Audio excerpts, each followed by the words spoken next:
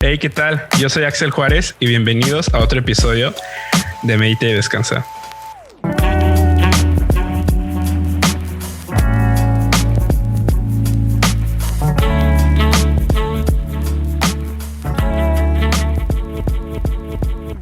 En este episodio nos está acompañando nuevamente el pastor Yoshimi Horiuchi. ¿Qué tal, Paz? ¿Cómo estás?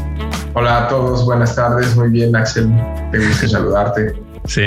Qué gusto estar nuevamente aquí contigo y con tu auditorio. Y fíjate que este tema ya lo traía yo súper atorado de querer hablarlo contigo, porque creo que es de esos momentos o esas partes o esos temas que Dios habla en tu vida y marcan como que es etapas especiales de tu vida, ¿no? ¿Y qué tema hablo? Pues del Espíritu Santo y específicamente del Espíritu Santo en la iglesia de Hechos, ¿no? Que un poquito en contexto, hace como 2 años me acuerdo que estábamos en la cabina antes de que empezara el servicio y te estaba haciendo unas preguntas del Espíritu Santo y bien conciso me dijiste, ponte a leer Hechos. Y mi respuesta natural fue, pues ya lo leí, ¿no? Y dijiste, no, hazme caso, lee Hechos y ve lo que el Espíritu te habla.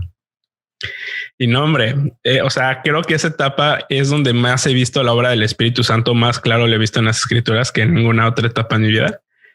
Y qué padre, ¿no? Que podamos ahora juntarnos a hablar acerca de esto. Y me gustaría empezar con esta pregunta. Hemos escuchado algunas veces del Espíritu Santo, pero ¿qué es el Espíritu Santo, Yoshimi? ¿Quién es el Espíritu Santo? ¿Y qué rol juega en la vida del cristiano? Sabemos que el Espíritu Santo es la tercera persona de la Trinidad, es Dios mismo, con todos los atributos de la deidad, es omnisciente, es omnipresente, es todopoderoso, es Dios mismo. ¿Qué papel juega el Espíritu Santo? Son como respuestas cortas, pero si quieres podemos ampliar un poco si hay algo más que quieras que comentemos. Pero ¿qué papel juega? Muy importante. Jesús, cuando vino a la tierra, al despedirse de sus discípulos, les dijo que no los dejaría solos, que les dejaría al Espíritu Santo, ¿no? Y es parte de la promesa que también podemos leer en Mateo capítulo 28, donde él dice, y he aquí yo estaré con ustedes todos los días hasta el fin del mundo. La misma presencia de Dios y juega un rol muy importante porque realmente lo que ocurre cuando una persona rinde su vida a Jesucristo es que inmediatamente el Espíritu Santo nos sella. Son las arras de nuestra herencia, como dice Efesios. Somos marcados, es la garantía que Dios pone de que somos salvos y de que somos hijos de Dios. Y el mismo Espíritu da testimonio a nosotros de que somos salvos, como dice la Escritura. Y no solo eso, sino que Pablo nos explica que somos templo del Espíritu Santo. Entonces, el Espíritu mismo de Dios viene a morar en nosotros. No solamente nos sella y nos marca como hijos de Dios, sino que venimos a ser templo del Espíritu Santo. Y eso hace una gran, gran diferencia en la manera en la que vivimos. Es nuestro ayudador, es nuestro consolador. Jesús dijo al dar esta promesa que el Espíritu Santo vendría sobre nosotros, dijo que y él nos recordaría todas las palabras que Jesucristo mismo había dicho. Entonces nos ayuda, nos consuela, nos dirige, nos gobierna. Y algo bien interesante es, ahorita acabas de decir la palabra nos dirige, ¿no? Y cuando está empezando este libro en Hechos, que muchos de hecho le llaman, ¿no? El Evangelio según el Espíritu Santo al libro de Hechos. Cuando está empieza Hechos, termina de estar Jesús en estos días con los apóstoles y muy claramente les dice, ¿saben qué? Vayan a Jerusalén y ahí estén esperando a que sean investidos por el poder del Espíritu Santo antes de que salgan a todo el mundo, ¿no? Y a mí se me hace tan curioso como por nuestra propia naturaleza podríamos creer, bueno, esos hombres acaban de caminar 3 años con Jesús, ya lo vieron resucitar, vieron que es Dios, ya toda la escritura ha sido confirmada, incluso algunos tuvieron la oportunidad de platicar todo el Antiguo Testamento y ver profecías en el camino de Emaús. Y vemos que todas les dicen, no, espérense, no hagan nada si todavía no son investidos del Espíritu Santo, ¿no? Y esto es algo bastante, bastante importante, creo que para la vida de cualquier cristiano, la importancia de asegurarnos de haber sido llenados del Espíritu Santo, ¿no? Algo que me encanta de Calvary es, incluso no me había dado cuenta hasta recientemente que estaba leyendo el libro de distintivos Calvary, es que el logo de la paloma representa el Espíritu Santo, ¿no? Así es. Chuck Smith hablaba que todo lo que él hacía, o sea, buscaba siempre ser ligado al Espíritu Santo. O sea, nada por pasos de hombres, sino siempre esta misión llevada por el Espíritu Santo. Y creo que es bastante importante ser embestidos por el Espíritu Santo antes de tomar cualquier obra. Y ahora la siguiente pregunta va relacionado a esto. O sea, de hecho, aquí sale un concepto. Déjame decir algo breve. Sí. Estás mencionando pues a la iglesia de Hechos, que se les dijo, no se muevan, no comiencen, no hagan nada hasta que venga el Espíritu Santo, ¿no? Y famoso Hechos 1:8, ¿no? Y recibirán poder cuando venga el Espíritu sobre ustedes, santos sobre ustedes, y me serán testigos en todas las regiones hasta el fin de la tierra. Pero es curioso que también el ministerio terrenal de Jesús comenzó después de que fue bautizado en el cielo y que la paloma descendió en forma, el Espíritu Santo descendió en forma de paloma sobre él, ¿no? Con esto no estamos diciendo que no tuviese el Espíritu, pero lo vemos como un banderazo de salida en la misma vida de Jesús, ¿no? No solamente en la iglesia de Hechos 2. Y también hay un caso muy curioso, ya que lo mencionaste, en Hechos capítulo 19, cuando está Apolos visitando las regiones de Corinto y Pablo visita a Éfeso y encontró unos creyentes allí que les dice, ¿y ya reciben al Espíritu Santo? Y ellos le preguntan, ¿cómo? ¿Qué es eso?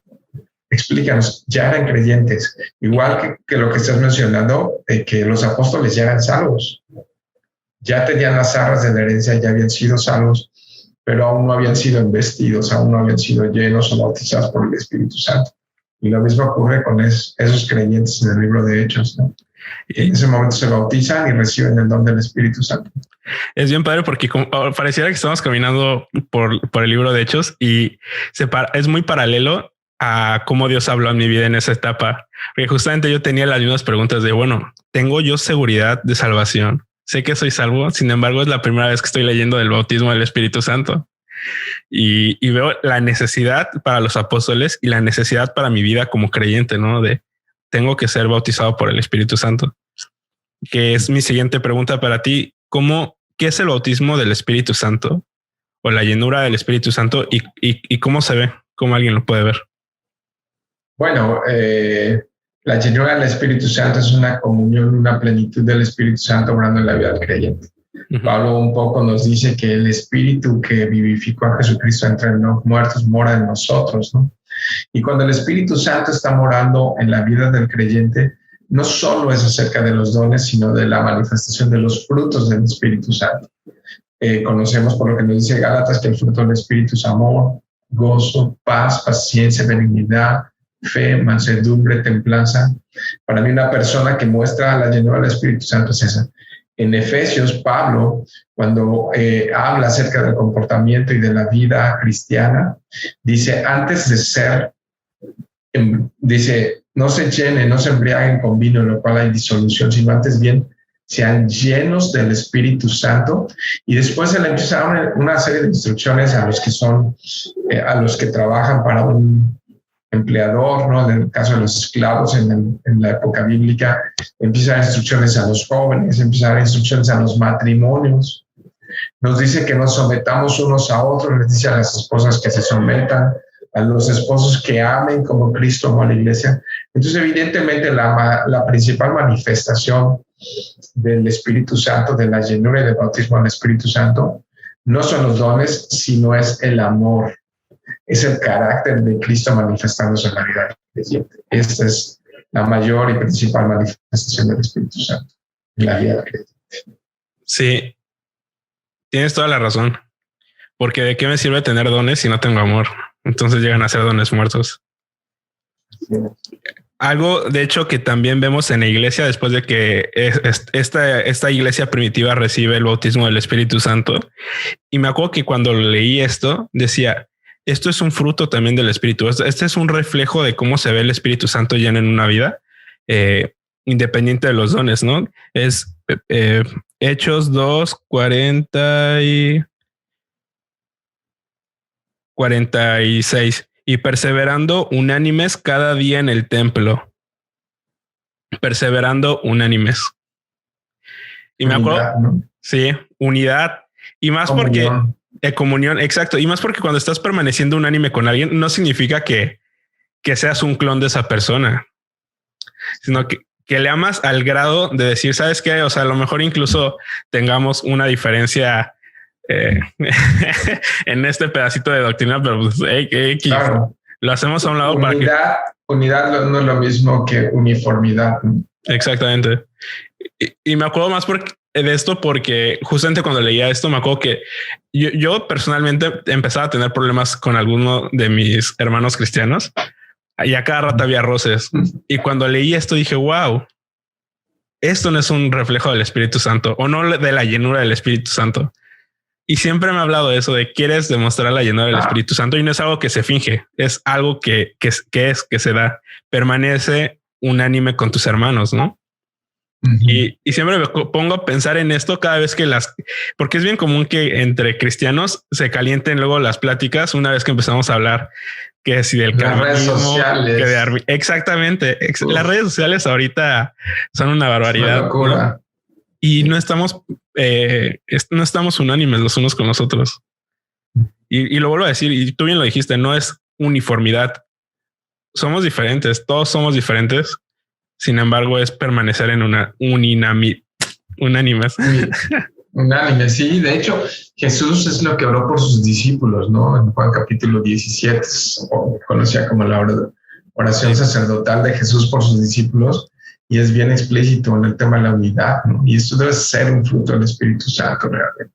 Que dice también, básicamente que sean uno, así como yo soy uno contigo, Padre. Así es, no es uniformidad, ¿no? Realmente Dios ha levantado diferentes ministerios, iglesias, denominaciones y a través de eso protege a su misma iglesia. Ahora, ¿cómo uno puede ser bautizado del Espíritu Santo? Pues la respuesta está en Lucas 11, ¿verdad? Me acuerdo que de hecho también hablando de este paralelismo con cómo lo fui viviendo yo, una vez que llegaba a esta parte decía, yo quiero esto, yo quiero dejarme de pelear con mis demás hermanos, quiero ser lleno del Espíritu Santo, poder tener estas obras y ser preparado, ¿no? Y casi me estaba arrancando yo los pelos de la cabeza y llegaba con el pastor Eric Orozco y le decía, es que ¿cómo puedo ser bautizado del Espíritu Santo? Me decía, pues pídeselo a Dios y ya, pues qué fácil, ¿no? Y la verdad es que es así de fácil. O sea, así de fácil. Jesús dijo, pídanselo. Sí. Y da toda una explicación ahí, hasta una ilustración, ¿no? Si a un padre el hijo le pide un pan, no le va a una piedra, o si le pide, no le va a una serpiente. Y entonces dice, y todo aquel que le pida al Espíritu a mi Padre, se lo dará. Es lo que vas a leer, ¿no? Sí, de hecho dice Juan 11:13 dice, pues si vosotros siendo malos sabéis dar buenas dádivas a vuestros hijos, ¿cuánto más vuestro Padre Celestial dará el Espíritu Santo a los que se lo pidan? Es correcto. Y es una seguridad increíble. ¿Cuántas veces no tenemos incertidumbre en cuanto a la respuesta de las oraciones de Dios? O sea, decimos, bueno, voy a pedir esto, pero, o sea, no sé cuál sea la voluntad de Dios. Y esta es de esas pocas veces que tenemos una plena seguridad en que si pedimos con fe, el Señor nos los va a dar porque es conforme a su voluntad. Y eso es increíble. Y creo que es de las cosas, de los pilares donde más podemos encontrar descanso en el cristianismo, porque sabemos que Dios en su bondad nos va a dar el Espíritu Santo. No es algo que se lo va a dar solamente a algunos. Él está deseoso de llenarnos de su espíritu, pero quiere que se lo pidamos, así como el Hijo al Padre. Y ya después de que vemos qué es el Espíritu Santo, qué es lo que hace, hay algo que siempre me ha llamado la atención del Espíritu al momento de obrar en el cristiano. Muchas veces cuando no estamos llenos del Espíritu, o más bien cuando estamos haciendo las cosas por nuestras propias fuerzas, no vemos la magnitud de la obra que Dios quiere hacer en nuestras vidas. ¿A qué me refiero con esto? Cuando queremos hacer algo en nuestras propias fuerzas, o las cosas salen mal o las cosas salen muy mal, y hay una rayita pequeña que a lo mejor sale medio bien, pero súper ajustado, ¿no? Sin embargo, ya es después de que tenemos esta preparación, de que somos guiados por el Espíritu, que el Señor es el que obra nuestras vidas y Él es el que nos va guiando a cada una de las cosas que tenemos que hacer, ¿no? Sí. Nos llama ahora nos da el llamado, es confirmado el llamado y lo podemos ir haciendo. Y regresando a este paralelismo, me acuerdo que una vez que había entendido esto del Espíritu Santo, tomé la decisión de bautizarme, de aceptar públicamente a Jesús como mi Salvador, renunciar a mi vida pasada y el primer fruto de eso fue que de la nada me entró el deseo de vámonos a evangelizar. Me agarré unos amigos y nos fuimos a evangelizar. Wow.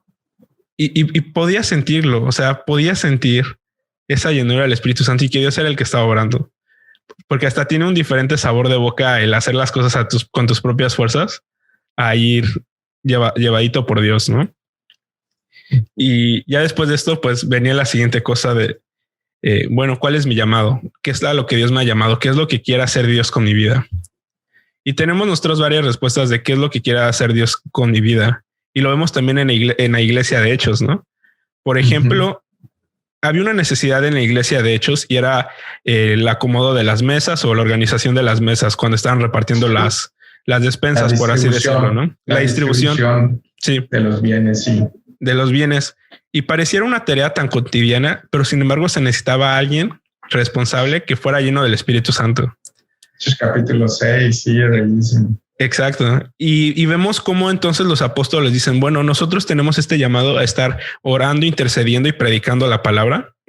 Necesitamos hombres que se encarguen de distribuir las mesas y ni siquiera es como porque nosotros somos muy especiales, no al contrario, sino porque ellos tenían muy definido qué era lo que tenían que hacer y así como era importante lo que ellos tenían que hacer, así era también muy importante que los hombres que distribuyeran las mesas tuvieran también esa plenitud en el Espíritu llenos Santo. Del Espíritu Santo. Llenos del Espíritu Santo. Imagínate al distribuir todo eso, el contacto que tendrían con las personas.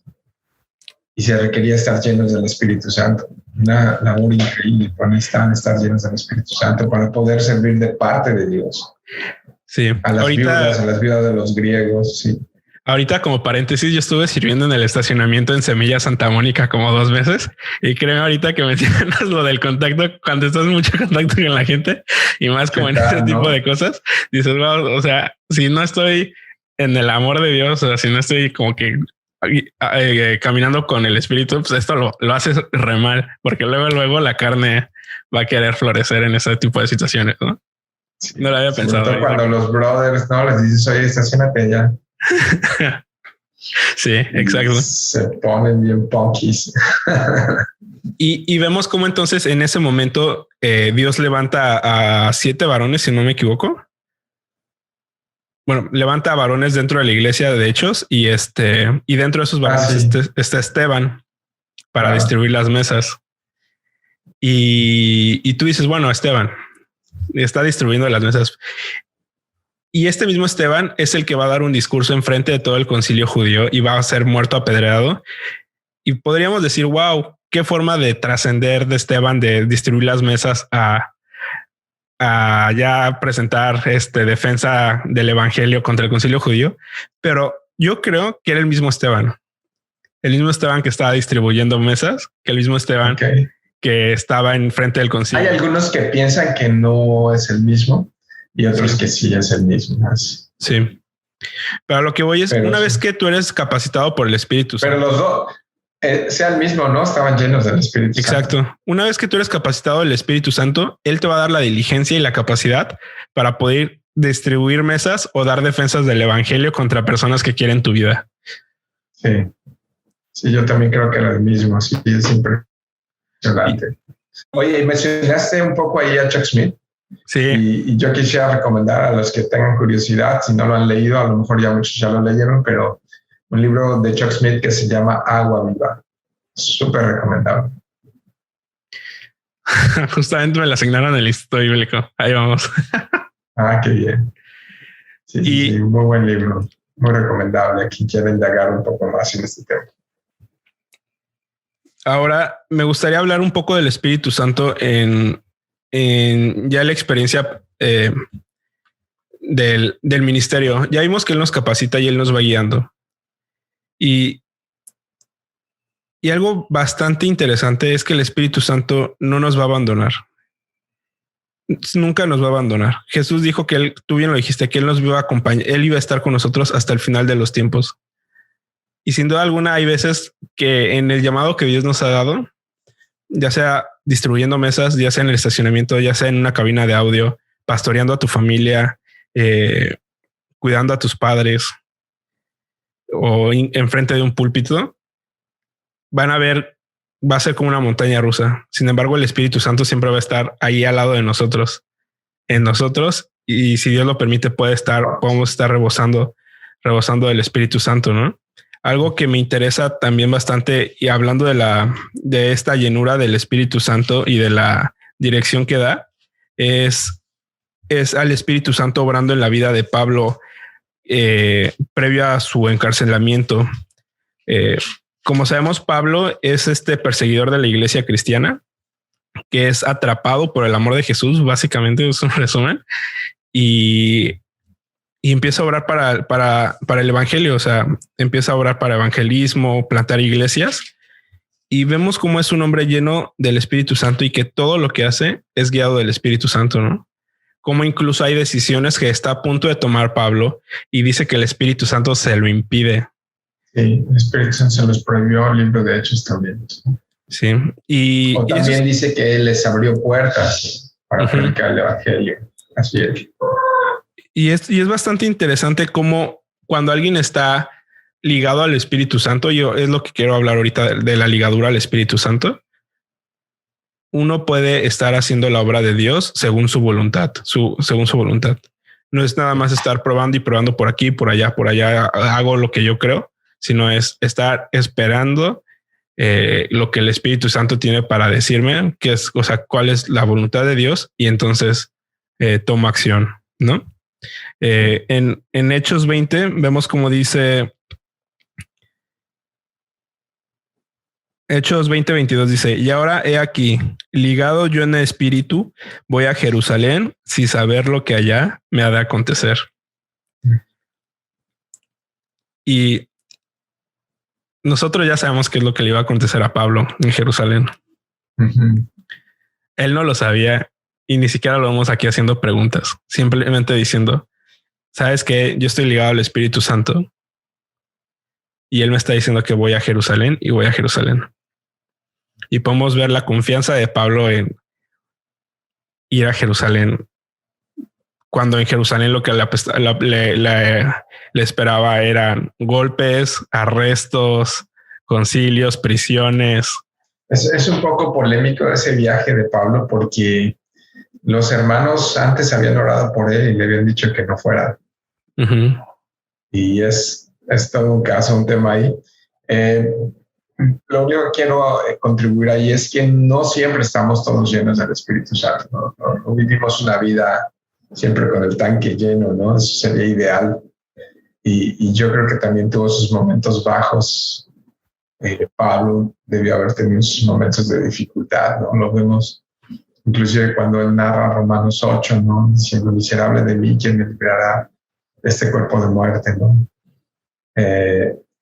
No siempre vivimos llenos del Espíritu Santo, y eso se hace evidente pues en la manera en la que vivimos todos los días, ¿no? Si anduviéramos siempre llenos del Espíritu Santo, yo creo que sería bien diferente todo en las iglesias, y nuestras familias y todo lo que hacemos, pero evidentemente no siempre estamos llenos del Espíritu Santo. A veces la carne aflora, el viejo hombre quiere salir. Y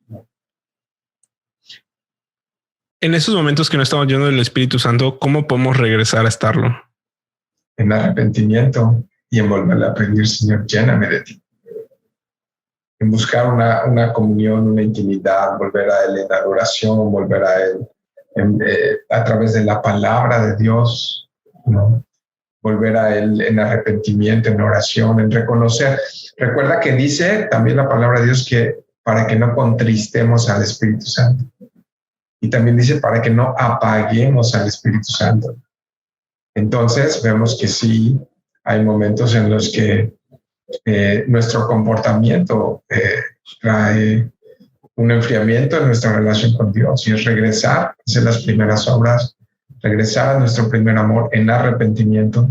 Yo creo que el cristiano no es el que no peca, sino el cristiano es aquel que cuando peca siente dolor por haberlo hecho y corre inmediatamente y apresuradamente a los pies de Jesús a hallar oportuno socorro, ¿no?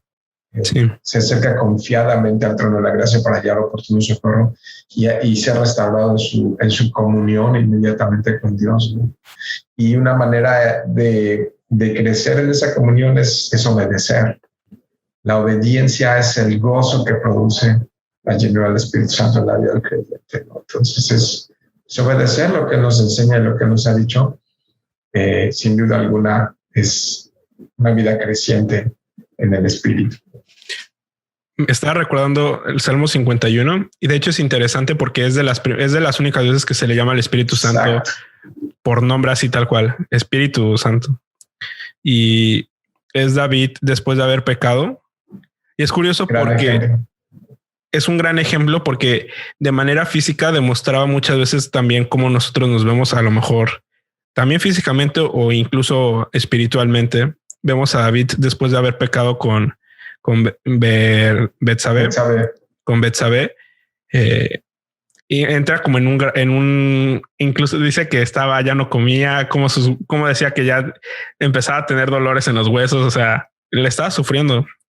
Sí. Y cuando el cristiano está alejado de su alimento espiritual, está alejado de la comunión con Dios, que es este alimento que nos sostiene, también empezamos a sufrir porque nuestro cuerpo necesita la comunión con Dios. ¿Y qué es lo que dice David? Dice Dios, no quites de mí tu Santo Espíritu. No apartes de mí tu Santo Espíritu. Sí. Excelente ejemplo estás poniendo de cómo regresar allí, ¿no? Y después de toda esta oración de arrepentimiento de David, él reconoce y dice, Dios, al corazón contrito y humillado no despreciarás. Y dice que los sacrificios de Dios son el espíritu quebrantado. Y este es un concepto bastante interesante porque es en ese momento cuando nuestro espíritu realmente ya está quebrantado, porque sabe que estamos apartados de Dios a consecuencia de nuestro pecado, que sabemos que hemos contristado al Espíritu Santo, que podemos venir delante de Dios con un corazón contrito y humillado. Y Él no nos va a despreciar. Él no nos va a despreciar. Y de hecho creo que podemos descansar eso en Primera de Juan 1:9, ¿no? No lo tenía como que pensado. Quiero hacer las siguientes como 2 invitaciones. Si tú no has experimentado la llenura del Espíritu Santo, al que esté escuchando esto, pídesela. Dios está más que dispuesto a dártela. Y de verdad, no hay nada que nos pueda preparar como el Espíritu Santo. No hay nada que nos pueda llevar. No hay nada que nos pueda consolar como su Espíritu Santo. Y si ya has sido lleno del Espíritu Santo y has estado caminando alejado de Dios en los caminos del hombre, ¿qué es lo que tenemos que hacer? ¿Qué es lo que tienes que hacer? Dice Primera de Juan 1:9. Si confesamos nuestros pecados, Él es fiel y justo para perdonar nuestros pecados y limpiarnos de toda maldad. Dios no solamente se encarga de limpiarnos, sino también de restituirnos. Y sí, en esa de restaurarnos, de limpiarnos, de regenerarnos, de lavarnos, ¿no? Sí. Y creo que con eso podemos terminar. Pues muchísimas gracias, Yoshimi, por acompañarnos en este episodio express. Un gusto, sí. Es un placer siempre hablar contigo. Y bueno, para los que nos están escuchando, si les gusta este episodio, no olviden darle ahí like, me gusta o cualquier call to action que haya ahí en la plataforma y pasárselo a sus amigos. Sí. Hasta luego. Un abrazo grande.